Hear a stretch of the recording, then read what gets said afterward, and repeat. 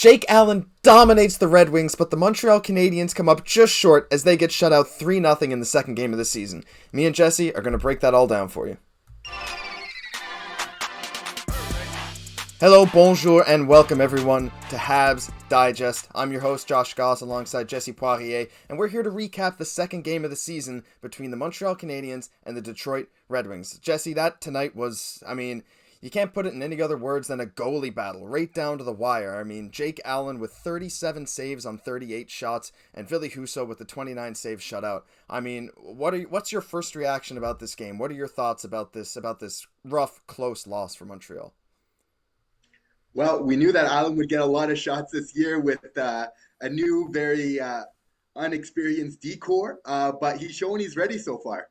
He has. He was really up to the challenge tonight. Detroit absolutely killed Montreal in the first period. They outshot them, I believe it was 25-8, 25-9, something like that. But Detroit had, I remember looking and seeing 16 shots before the 10-minute mark of the first period. And that, to me, Jesse, speaks a little bit to our inexperience on D. We know we have a bunch of rookies on defense, but it just felt to me like Detroit could get to their spots with ease, without much fight back from the Montreal D-core. No, it's really true. But Jake Allen's proving to be in midseason form already. My highlight of the game for me is this when he's coming cross ice. He looks like he's beat.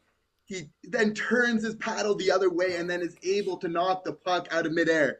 I don't know if the Blue Jays might have needed them in their last playoff game, but he's looking great so far. Oh, that was, save of the year candidate. I kind of want to see some more replays of that, because when I first saw that, my jaw just absolutely dropped. I was in shock. I waited to see the replay, and boy, that was phenomenal. Was it going in? I'm still not sure, but I don't care if it was or wasn't. That is a save of the year candidate, because it is a save. It goes in the score sheet as a save, and it was athletic as anything I've ever seen. Like you said, he looked like a Blue Jay out there. Just up to the task for every single shot Detroit put on him, except for one. That one goal that Detroit put up on him. Michael Rasmussen, a little wraparound, little deception. Allen wasn't quite in position, had to kick out the left pad, and it went to a wide open Soderblom right in the slot to pot it 5-hole to put Detroit up 1-0, and they gave that lead back. What are your thoughts about that possession and that goal? Do you think Montreal could have done anything differently? Well, it's all a game of bounces, right? And on that play, the Detroit player, he made the play that was kind of missing from our end the whole game, which is just really getting in front of the net and getting in those high danger opportunities. Dave Poulin had a great call on TSN with the game and just made a great point how Montreal was just having a hard time getting to the middle of the ice. Yeah. So I think this is an adjustment that they're going to make.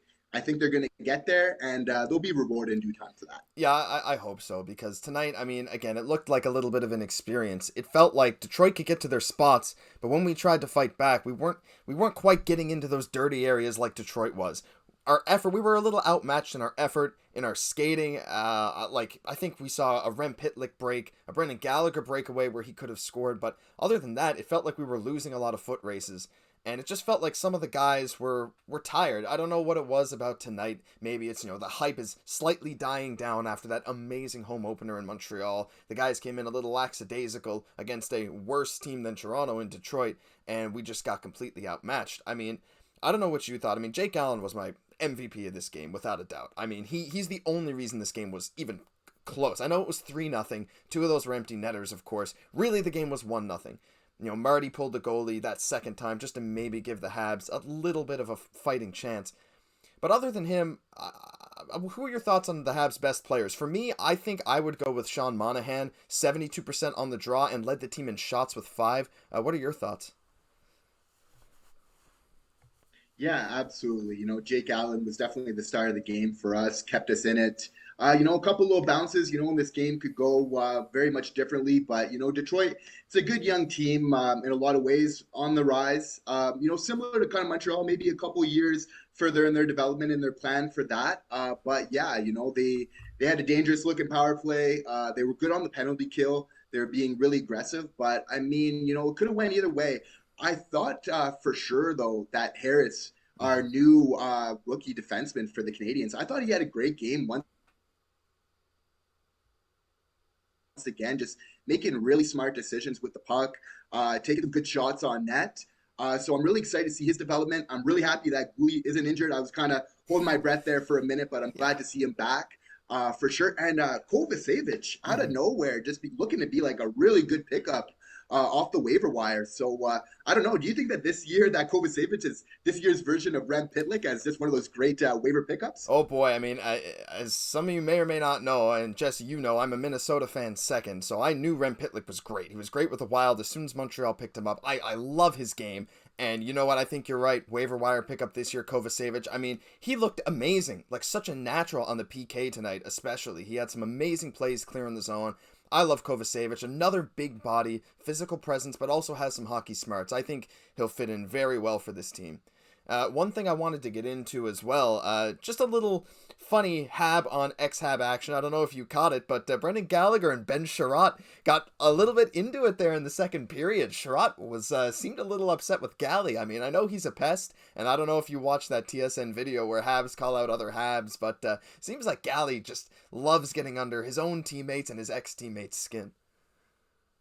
Yeah, you gotta love Gally, just always standing up for his teammates. Even there, he kind of comes in with a shot on Sherrod. You have to feel like there was a couple words said there for him to get away with that one. But I mean, Sherrod did hit him when he was down, so that's what you gotta love Gally, right? He's gonna stand up, he's gonna defend himself, and everything else. So, bright spots on the year though. Gallagher's looking really ready to Mm-hmm. play. I wouldn't mind seeing him maybe on a shot on that top line as well, just for a couple looks, right? Just because we know we can what he can do with a really defensive minded forward, like Suzuki is very responsible like that. So I mean, if he keeps playing this way, if he keeps skating the way he is, I wouldn't be surprised to see that at least as an option throughout the year. No, I mean, he actually looks healthy for the first time in probably 3 years, and it's just great to see. He's getting into those spots, but he's with no hesitation this year. He's not limping back to the bench holding something when he gets there. He's just full force. I mean, this game tonight was a little bit sad. I was hoping for such a nice second game of the season after, crushing Toronto, but crushing their spirits. A 4-3 win, a team that is projected to be maybe a bottom feeder beating a team that's a Stanley Cup contender.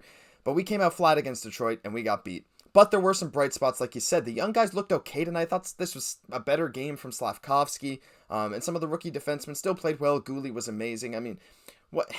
we know Marty St. Louis is instilling a culture in this group to just play your game. I'm sure you saw the interview. Play ta game.